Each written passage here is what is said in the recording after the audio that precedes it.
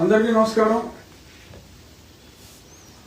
పట్టు వదలని అక్రమార్కుడు మరల కోర్టు వద్దకి వెళ్ళి ఇవాళ లంచ్ మోషన్ తిరిగి మూవ్ చేశాడు శ్రావణ కుమారుడు.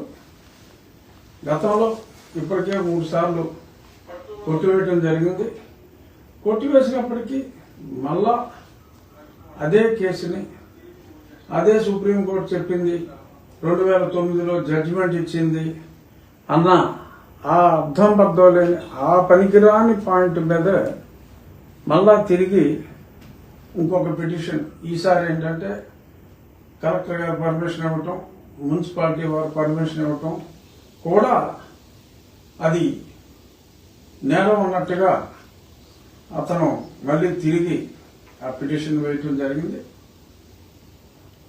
ఆ ఆర్డర్లోనే ఏ సుప్రీంకోర్టు ఆర్డర్ గురించి అదే పనిగా పిచ్చి పిచ్చిగా మాట్లాడుతున్నాడో ఆ రిఫరెన్స్ కూడా పేర్కొనడం జరిగింది. నేను ఆర్డర్ కాపీలో చూశాను. అయినప్పటికీ మరి ఇంత సంస్కారహీనంగా ఇన్నిసార్లు ఓడిపోయినప్పటికీ పదే పదే అదే కేసు వేసుకోవడంలో మరి అర్థం లేనప్పటికీ బహుశా రేపు మరి అతనికి అర్థమయ్యేలాగా మరి న్యాయస్థానంలో చెప్తారేమో అని చెప్పి నేనైతే భావిస్తున్నా. ఇక బహుశా అంటే కొద్ది రోజుల తర్వాత అతను పూజకు పనికిరాని పువ్వులాగా ప్రాక్టీస్ కూడా పనికి రాకుండా పోతాడేమో అన్న అనుమానాలు అయితే ఉన్నాయి. అదేమిటంటే మరి గతంలో నా దగ్గర కాగితాలన్నీ ఉన్నాయి. గతంలో ఇతను మ్యాజిస్ట్రేట్గా ఒంగోలులో పనిచేసినప్పుడు సుధారాణి అని ఒక ఆవిడ కేసులో భార్యాభర్తల కేసు, ఆస్తి తగాదాలు, అందులో ఆ సుధారాణి తరపున అతను మ్యాజిస్ట్రేట్గా ఉన్నప్పుడు ఒక ఆర్డర్ ఫేవరబుల్గా ఇవ్వడం జరిగింది. ఆ తర్వాత ఆర్డర్ ఇచ్చిన తర్వాత కూడా కొన్ని కరెక్షన్లన్నీ కూడా అతన్ని ఆ తర్వాత ఆ ఉద్యోగంలోంచి నువ్వు రాజీనామా చేస్తావా, తొలగించమంటావా అని అంటే వేరియస్ అదర్ ఎలిగేషన్స్లో అతన్ని నేను తప్పుకుంటాను అని చెప్పి అప్పుడు ఒక న్యాయమూర్తి గారు, ఆ పేర్లు చెప్తే బాగోదు, హైకోర్టు 2వ ప్రధాన న్యాయమూర్తి గారు ఆ సమయంలో ఉన్న ఆయనకి ఏదో వెసులుబాటు ఇస్తే అతను తప్పుకున్నాడు. ఆ తర్వాత బ్యాక్ డేట్లో కూడా కొన్ని సంతకం పెట్టినట్టుగా తెలిసింది.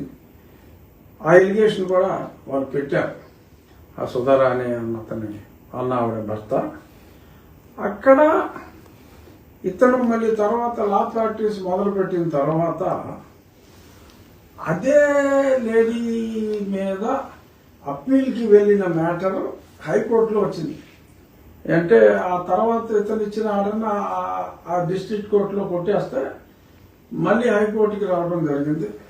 హైకోర్టులో ఏ ఆర్డర్ అయితే ఇతను మ్యాజిస్ట్రేట్గా ఉన్నప్పుడు ఆవిడకి ఫేవరబుల్గా ఇచ్చాడో సుధారాణి అనే మహిళకు, ఆ కేసు ఇతనే టేకప్ చేశాడు, which is utter violation of advocates code of conduct, Advocates 1961 under Rule 35, precisely under Rule 35, clearly standards of professional conduct and etiquette. An advocate shall not appear in any matter in which he has acted as a judge or magistrate. This amounts to professional misconduct under Section 35 Advocates Act 1961. అతను దీని మీద సంజాషి అడిగితే లేదు అని, ఇది నేను ఎటువంటి తప్పు చేయలేదని జనరల్గా బుకాయించడం జరిగింది, కానీ అది చాలా స్పష్టంగా విస్పష్టంగా దాన్ని పేర్కొనడం జరిగింది. ఇప్పుడు ఇక్కడ మొన్ననే ఎలక్షన్ అయింది, చెందిన వ్యక్తి అంబేద్కర్ జిల్లాకు చెందిన ఆ వ్యక్తి కేసులో కూడా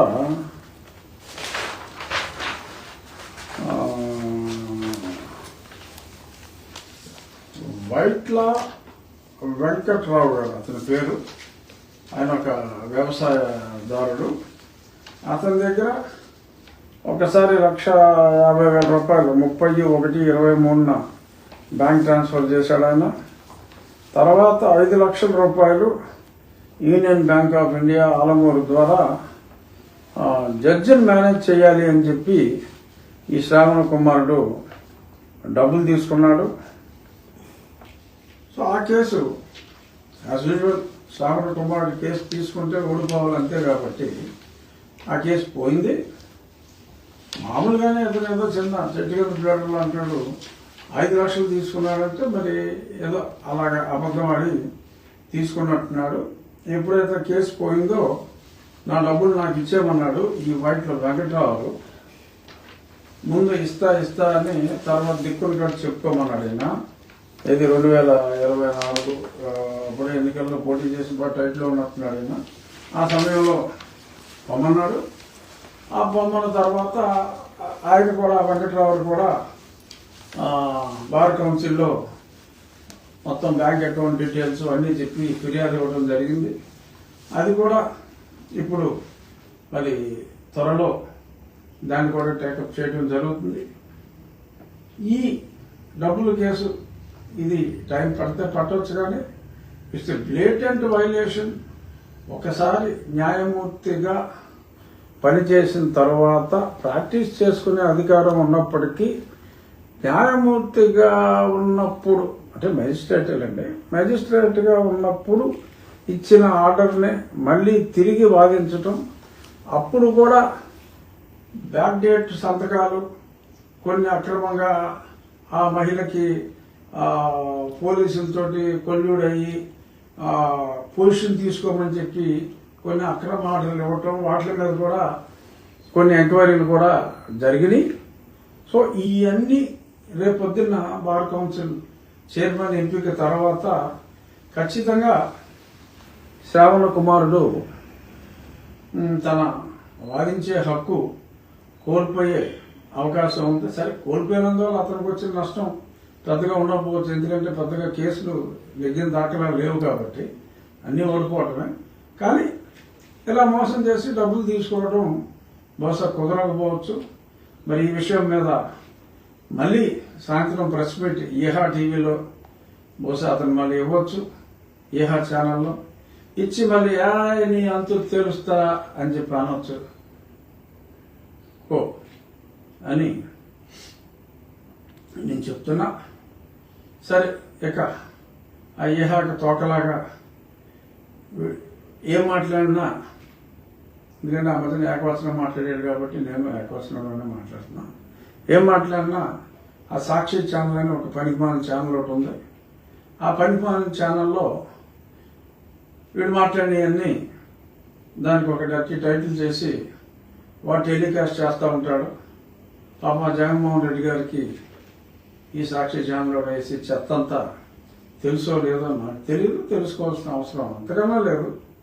అయినప్పటికీ మరి ఒక పక్క నేను దేవాలయం కడతాను, దేవాలయం ఉన్న ప్రాంగణంలో దేవాలయం కడతాను అని అంటూ ఉంటే ఆ దేవాలయ నిర్మాణానికి అడ్డుపడుతూ ఎక్కడా లేని గొంతేనమ్మ అని గొంతు చిచ్చుకొని మాట్లాడుతూ కాసేపు రచ్చబండి అంటూ, కాసేపు సత్రం అంటూ, కాసేపు గొంతేనమ్మంటూ రకరకాలుగా మాట్లాడుతున్న ఆ హిందూ మత ద్వేషిని, నేను మళ్ళీ చెప్తున్నా, ఇతర మతాన్ని నేను గౌరవిస్తా, కానీ వాళ్ళు ద్వేషిస్తున్నారు.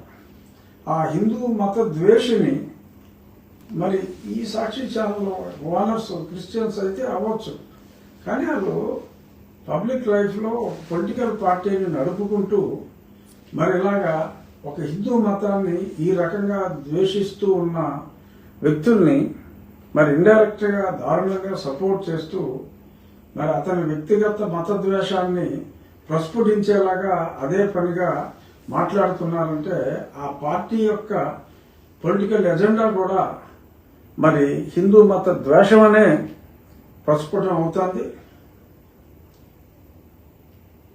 సరే, ఇప్పుడు ఎలక్షన్ల గురించి కూడా కాసేపు మాట్లాడుకుందాం. సరే, ఈ కేసు విషయానికి వచ్చేటప్పటికి ఈరోజు మళ్ళీ లంచ్ మోషన్ శ్రావణ కుమారుడు మధ్యాహ్నం లంచ్ మోషన్ కావాలని అడిగితే దాన్ని ఇవాళకి ఇవాళ అర్జెంట్ ఏముందిలే అమ్మ శ్రావణం, రేపు వెళ్దాము, రేపు లిస్ట్ చేయమంటానని చెప్పి చెప్పడం జరిగింది. సో రేపు ఆ మ్యాటర్ వస్తుంది.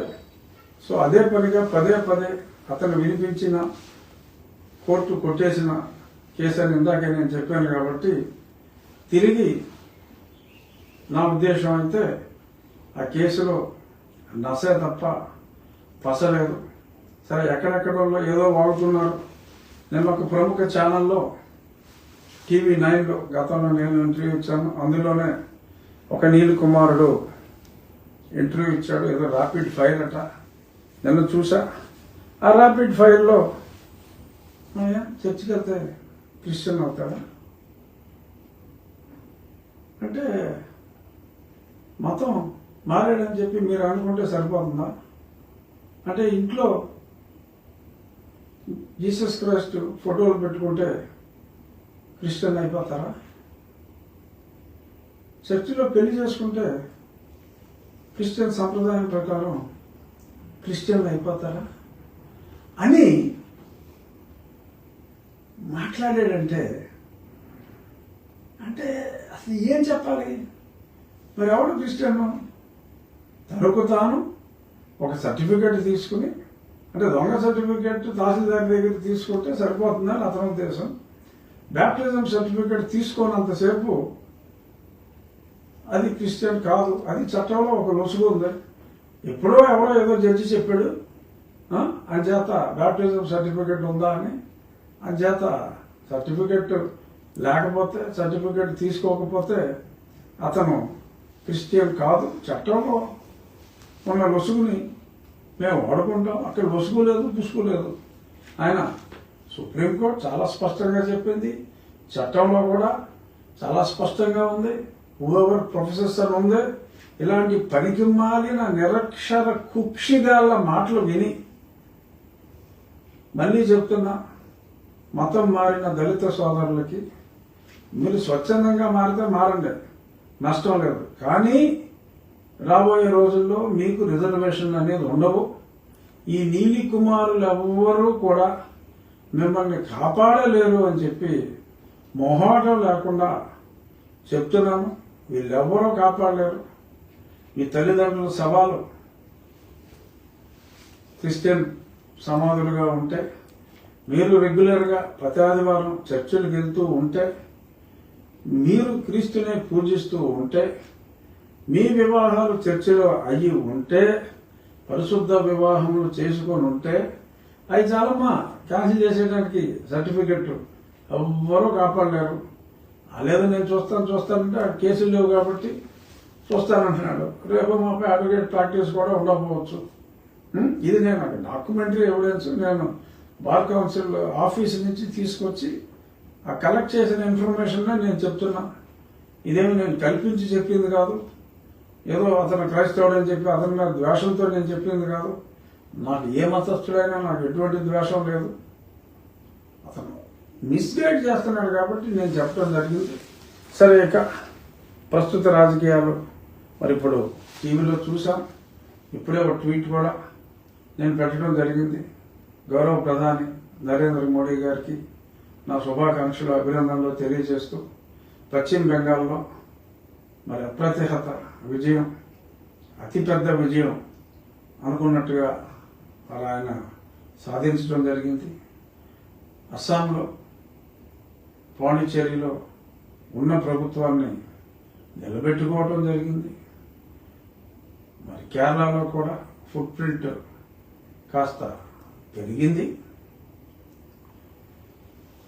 తమిళనాడులో మరి అత్యంత అద్భుతమైన విజయం సాధించిన వారికి నేను అభినందన తెలియజేస్తే, అలాగే విజయ్ కూడా ప్రముఖ సినీ నటుడు, ఖచ్చితంగా కొద్ది రోజుల్లో కాబోయే ముఖ్యమంత్రి విజయ్కి నా శుభాభినందనలు నేను ట్విట్టర్ ద్వారా సోషల్ మీడియాలో తెలియజేయడం జరిగింది.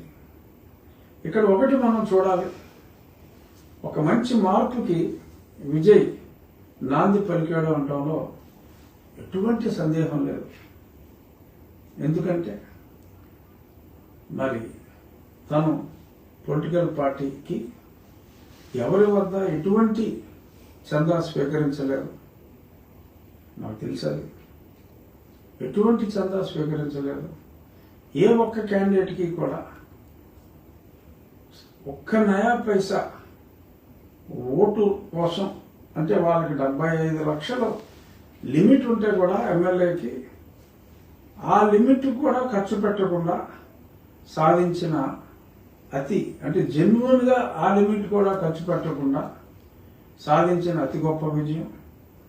అతని డ్రైవర్ కొడుకు కూడా సీట్ ఇచ్చాడు, అతను మంచి విజయం సాధించాడు. మరి క్యాబినెట్ ఆల్మోస్ట్ తుడిచిపెట్టుకుపోయింది తమిళనాడు. మరి ముఖ్యమంత్రి గారు కూడా ఓడిపోయేలా ఉన్నారు, అతని కుమారుడు ఓడిపోయేలా ఉన్నారు.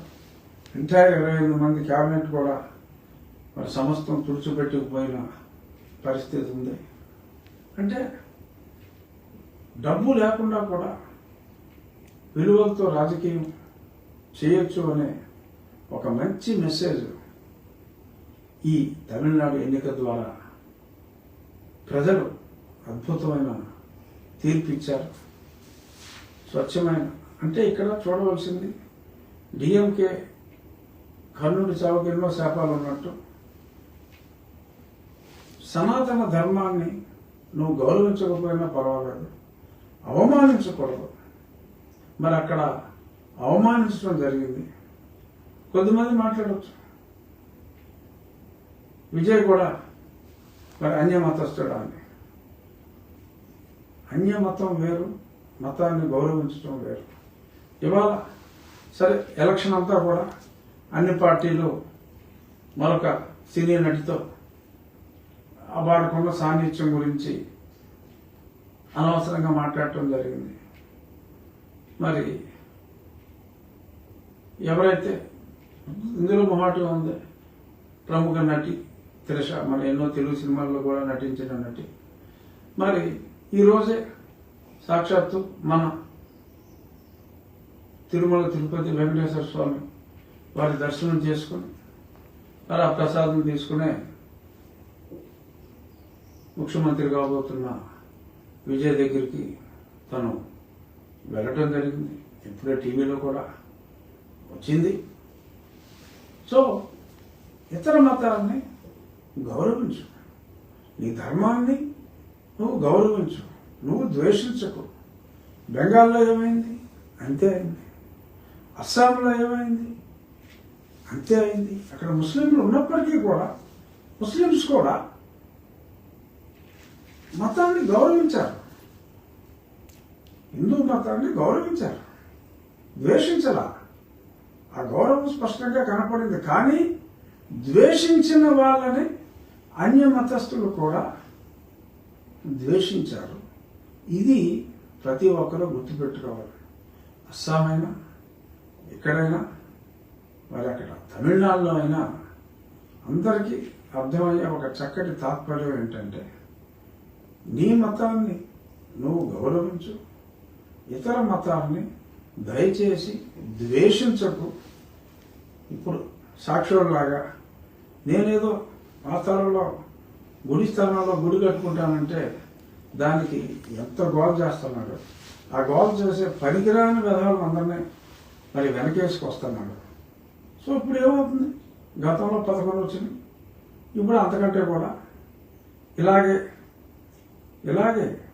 ఇతర మతాలని గౌరవించకుండా, ఇతర మతస్థుల్ని కనీసం గుడి స్థానంలో కూడా గుడి కట్టుకోనివ్వకుండా మరి ఇలాగా మరి వెర్రిమొరిగా ప్రవర్తిస్తూ ఉంటే దానికి మద్దతుగా మరి గతంలో కమ్యూనిస్టులుగా పనిచేసి మరి ఇప్పుడు మారిన వాళ్ళు, నిజమైన కమ్యూనిస్ట్ ఎవడో అపోజ్ చేయడు, కొంతమంది సూడో వాళ్ళు ఈ రకంగా కొన్ని ఛానల్స్లో దీని గురించే, దేవాలయం గురించి ఎప్పుడూ కూడా మాట్లాడని గొంతేనమ్మ అనే దేవత గురించి అదే పనిగా ఎక్కడెక్కడ ఊళ్ళో వాళ్ళు ప్రస్తావించడం.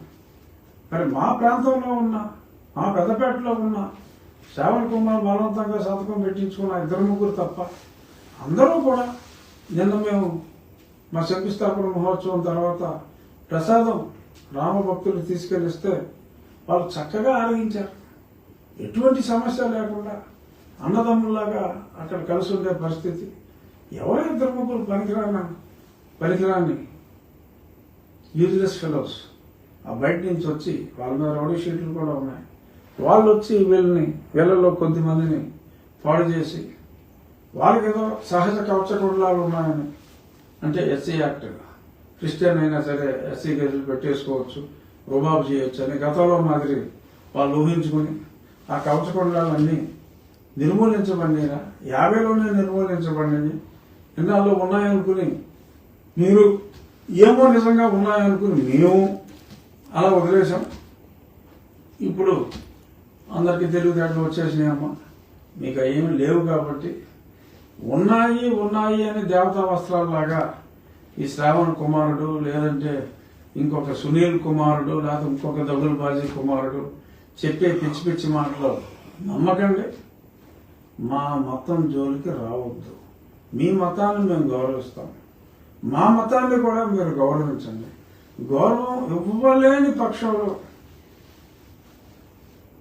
అంతే తప్ప ఎక్స్ట్రాలు మాట్లాడొద్దని. ఎక్స్ట్రాలు మాట్లాడితే ఈరోజు తమిళనాడు, బెంగాల్లో ఏమైందో